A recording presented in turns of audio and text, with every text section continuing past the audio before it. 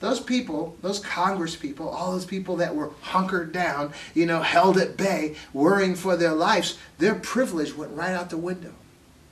For those 6 hours that they didn't know what was going to happen, they experienced what it was like to be without privilege.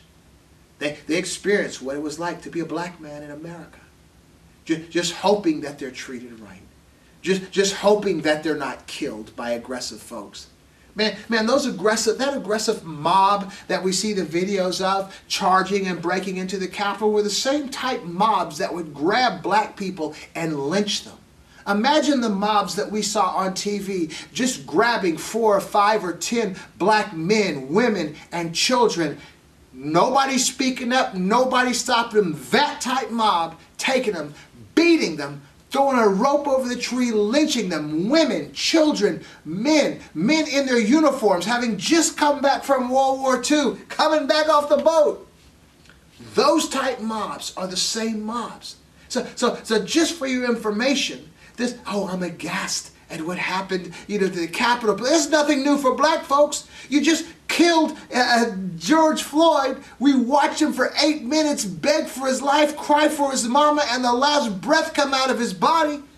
We talk about the Constitution, how the Capitol was overrun. Well, what about when a black American citizen is murdered by the police? Isn't that a constitutional issue as well? And George Floyd was nothing new. It was the one you were just forced to watch for 8 minutes straight.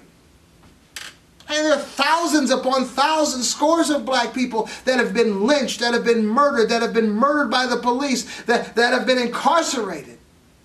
They didn't do anything. Or they were pushed to a point where there was no other choice. Accused of things they didn't do.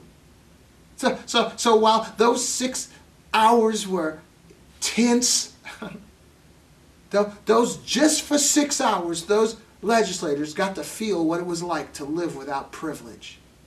And that's what black people live with every day of their lives. And let me tell you this as we get ready to close.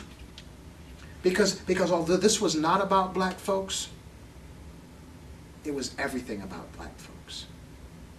Because it was the black vote that swung those 2 Senate seats from Georgia. It was the black vote that defeated Donald Trump. See, it wasn't about a political party's vote. It was the black vote. If all those black people that Abrams had registered to vote had voted for the Republican Party would have won. But they voted for the Democratic Party. The Democratic Party won. It wasn't about politics. It was the power of the black vote, that the black vote could swing it any way they wanted to. And so the black vote won Biden the presidency. And that's what caused these white folks to lose their minds. And to the point of crazy. Look, it happened remember when Obama became president? And Mitch McConnell said, we're going to make him a one-term president. Well, that didn't pan out, did it? But that's when the Tea Party formed. They were so angry, they couldn't believe they lost. I mean, you're talking about history. Obama started this. Obama opened that door. He broke the ceiling. He opened that window to say, no, it's not like it was. I'm your president. Hello there. I'm your president. They couldn't believe it. Well, he's not an American.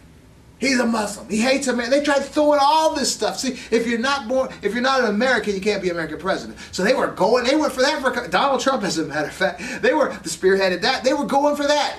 Because they couldn't believe they had lost, and they were trying anything they could, no matter how dishonest it was, to get him out of there. And now we got 2020. Black folks, now we got to try. No, they cheated.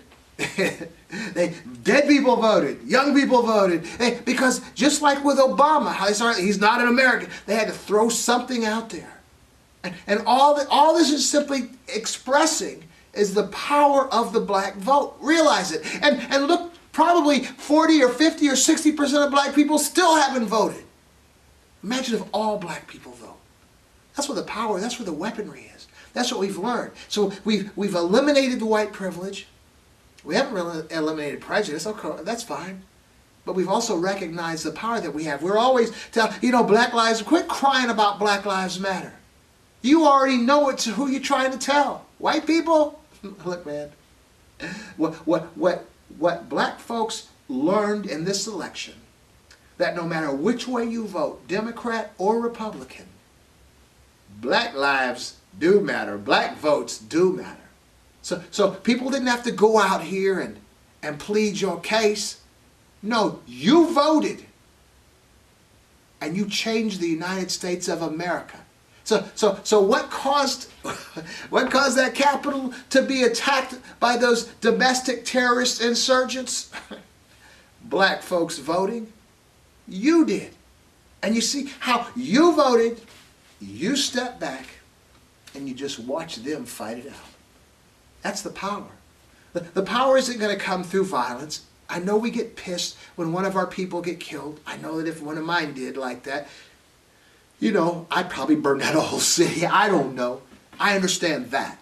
But what I'm suggesting is to accomplish big things in this nation, affect the money. Look, you have companies now pulling all of their donations away from any of the Republican members who objected to Biden's election victory.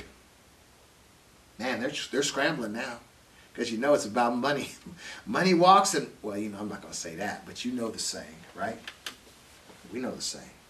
So just understand that. Understand what we've done. And recognize the power that you have.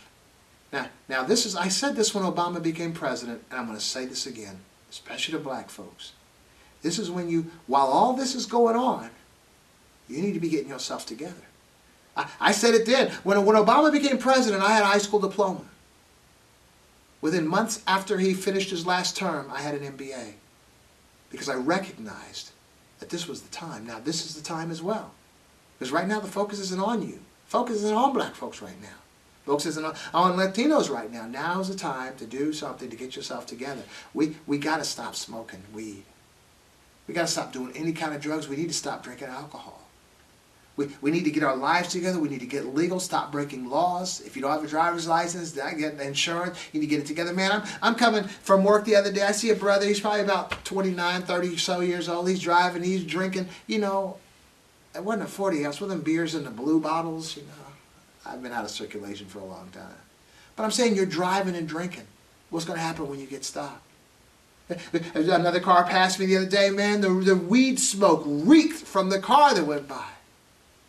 I'm like, what's going to happen when that policeman smells what I smell? I mean, we got to get ourselves legal. We're at war right now. We are at war, but a different kind of war.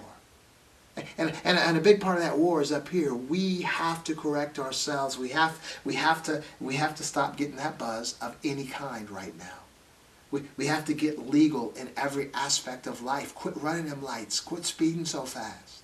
We have to get educated. Go back to school. Find a way to get back to school. If not, find particular subjects on the internet and just study them like you were in school. Become an expert at it. We need to get healthy. Lose 100 pounds. Lose 200 pounds. We're dealing with diabetes, high blood pressure, cholesterol, heart issues, and all that stuff. We can't be focused on the things we need to be focused on. Use this time to get yourself together. That's what I did.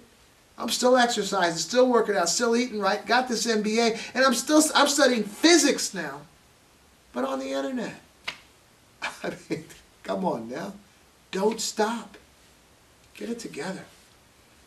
We have realized how much Black Lives Matter. This realization did not come from protesting. This realization did not come from people marching with us that were not black. This realization how Black Lives Matter comes from how we voted and the effect that it had. Remember that. That's your power in this nation. The vote, the money, and get yourself together. Your health. Be a good steward of the body that you have. Physically, emotionally, spiritually, and intellectually.